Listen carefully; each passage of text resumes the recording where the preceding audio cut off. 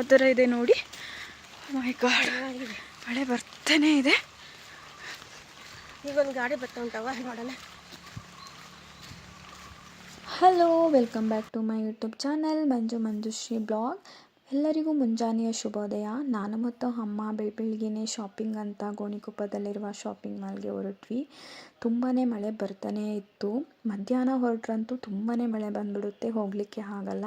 ಹಾಗಾಗಿ ನಾನು ಮತ್ತು ಅಮ್ಮ ಬೇಗ ಶಾಪಿಂಗ್ ಹೋಗಿ ಶಾಪ್ ಮಾಡಿ ಬರೋಣ ಅಂತ ಡಿಸೈಡ್ ಮಾಡಿದ್ವಿ. ಆದಷ್ಟು ಅಮ್ಮನ ಜೊತೆ ಟೈಮ್ ಸ್ಪೆಂಡ್ ಮಾಡೋಣ ಅಂತ ನಾನು ಅಂದ್ಕೊಂಡಿದ್ದೀನಿ. So let's go. ಅಮ್ಮ ಮನೆಗೆ ಏನೇನು ಥಿಂಗ್ಸ್ ಬೇಕು ಅದನ್ನೆಲ್ಲ ತೊಗೊಳ್ತಾಯಿದ್ರು. ನನಗೂ ಕೂಡ ತೋರಿಸ್ತಾಯಿದ್ರು ಇದನ್ನು ತೊಗೊಳ್ಳ ಅಂತ.